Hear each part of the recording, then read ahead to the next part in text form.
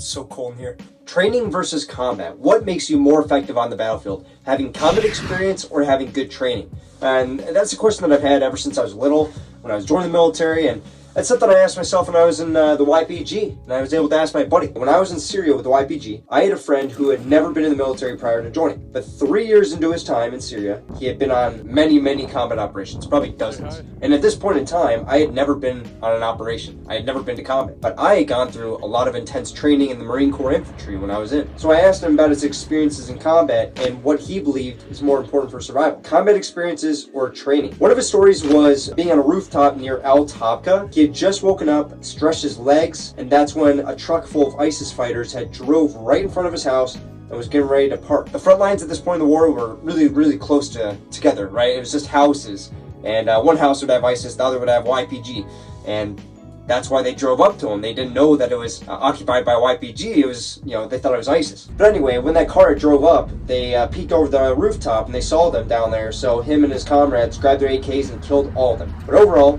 he gave me the answer I'm sure you already expect.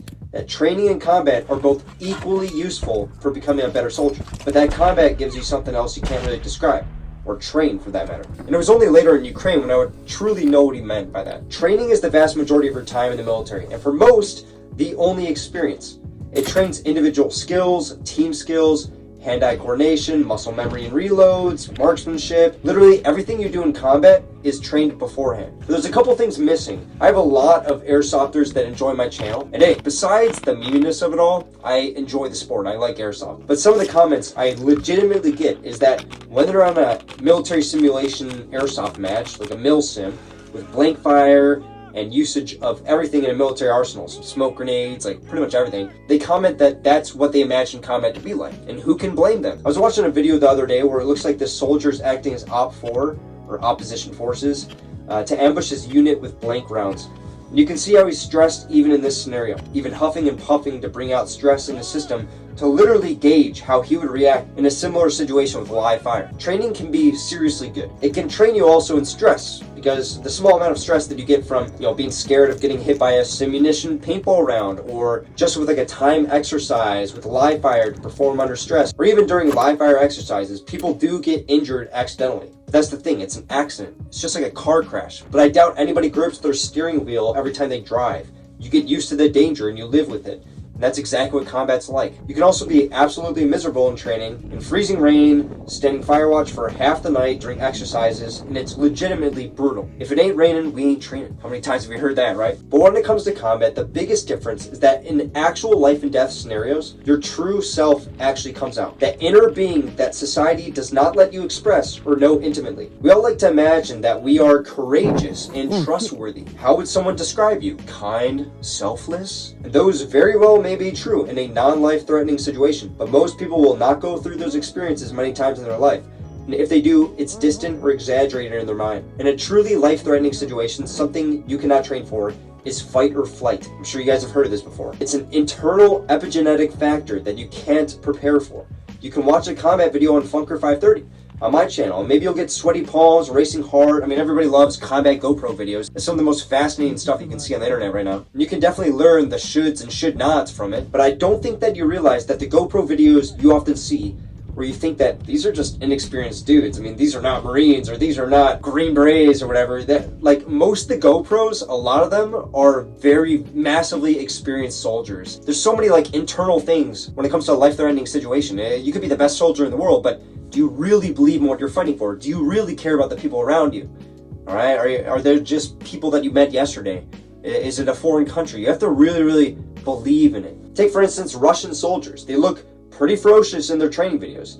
I think all of us were kind of scared of them before they invaded Ukraine and showed their ass, but why have we seen pretty much none of that on the battlefield? I'd say it's a combination of overly complex training, not having a place in real-world combat, as well as their motivation, where half their soldiers operating in Ukraine right now were conscripted or are conscripts, voluntold to be there with the threat of legal action. I think back in my times training people on rendering combat casualty care, and every time we train them, we have the fake casualty pretend to be in a lot of pain and they're screaming. This does well, it's the best thing we can do at times. But any EMT will tell you that reality is much more complex. Getting comfortable under real artillery fire and small arms fire and real casualties takes experience. When an experience is new, whether you like it or not, you will not react to it the way you had planned in your head. You'll be nervous, you'll find out what you're truly made of, and what you need to watch out for in your own self, right? Your own epigenetic self. These things take time, and eventually the training will pay off. But there's a whole other side of things you just don't know until you try. And just like training, where you have to perform reps consistently to get better results, combat is the same. One final point to really try and express what I'm trying to say here is this. I'm not saying to go smoke kush, all right? But I've smoked a couple times, all right? Not recently, but a couple times. And I can say combat feels a lot like that. Your emotions and awareness of other people and their emotions and their expressions and the smallest of booms of artillery or whatever it is heightened. Combat, especially your first time, feels a lot like being high.